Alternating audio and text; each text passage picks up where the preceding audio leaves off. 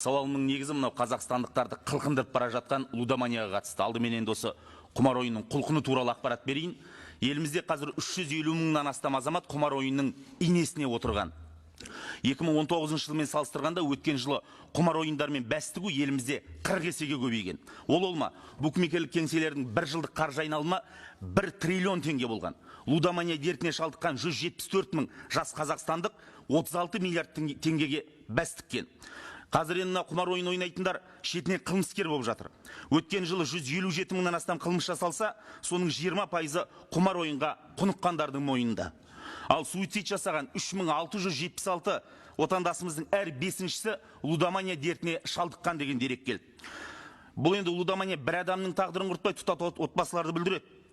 Елімізде ажырасқан әр 10 отбасының 7-еуінде жанжал лудоманияның дертінің салдарынан шыққан. Ал біз енді қалай күресіп жатырмыз? Біз мынау қоғамдық көліктердің сыртын, тұрғын үйлердің қасбетін түгелдей лудоманияның жарнамасына бердік. Дәл осы мәселені мемлекет басшысы Қасым-Жомарт Тоқаев та айтқан еді. Енді мәселе айтылды, бірақ биліктің не күтіп отырғаны түсініксіз. Себебі былтыр Аманат партиясының депутаттары лудомания дертіне қарсы заң жобасын дайындады. 50-ден астам түзету бар, үкіметтің қарауына жіберілді. Арада бір жыл өтті, бірақ айырғы әлі дайын емес. Есеп қисап. Билік кімнің қасқабағын бағып отыр деп сұрағым келеді. Екіншісі, ұлттық спорт алаңдары, көкпар мен бәйгенің барлығы қазір тотализатордың орындарына айналып кетті. Ұлтымызды сақтаймыз деп жүргенде, ұлттық спортымызды құмар ойынның алаңын айналдыру кімге керек болған сұрағым келеді. Осы ұлтымызды, жұртымызды құртып жатқан құмар ойын түгел тоқтататын кез келді ғой, құрметті үкімет мүшелері, құрметті әріптестер. Осы сауалдарға жауап берсеңіздер. Тамара Касымовна, сізге сұрақ. Рахмет сұрағыңызға, Нартай Аралбайұлы. Өте дұрыс, өзекті мәселе.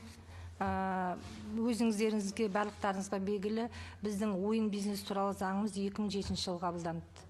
Қазір оның ішіндегі нормалар бүгінгі таңдағы өзгерістерге жауап бере алмайды. Мәселен, рекламаға қарсы ешқандай шектеу жоқ. Балалардың ойына деген ешқандай шектеу жоқ. Сондықтан да өздеріңіздің бастамашылық жасаған түзетулеріңіздің бәрін мен құзыретті органмен бірге қарап шықтым. 16 біз қазір шектеу салатын, бизнеске шектеу салатын өздеріңіздің ұсыныстарыңыз, тағы біздің ұсыныстарымыз бар, соны ұлттық экономика министрлігімен қазір қарап, 8-ін тамамдап жатырмыз, ендігі аптаға да бітіреді, 8-і келесі айға бітеді деп отырмыз, сонан кейін алдарыңызға келеміз. Негізгі мәселе неде? Біріншіден, жаңағы заңды өзгерту. Не қарауымыз керек? Қазір шетелдік тәжірибені бәрін қарадық. Жалпы мына ойын тәртібі бар екен.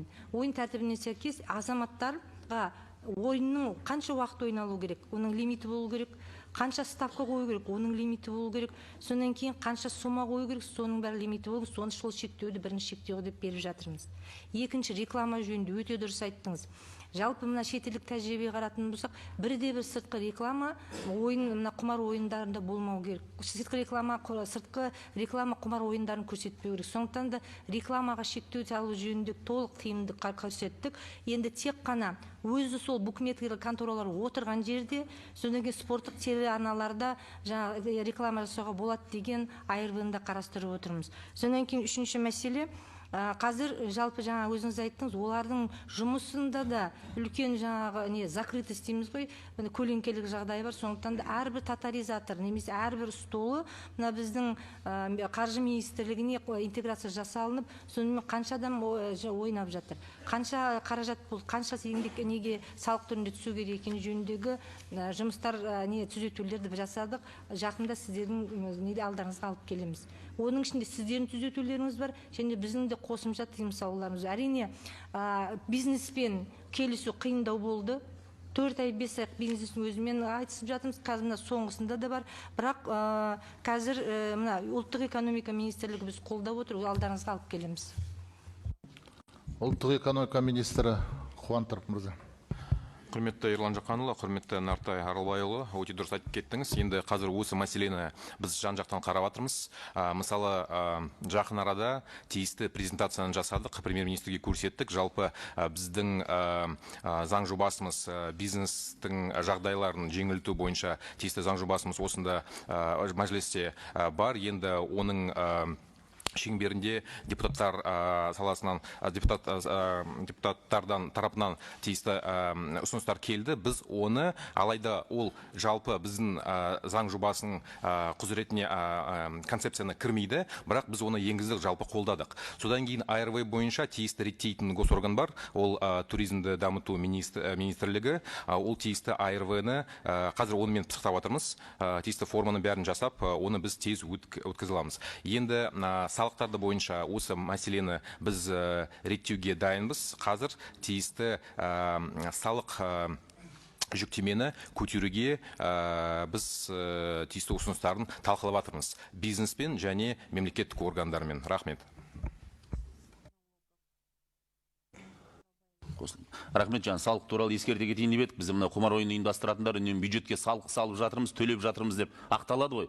Бірақ бір жылдық салықтық айналымы, лудоманиямен айналысатындардың 109 миллиард теңге салған екен.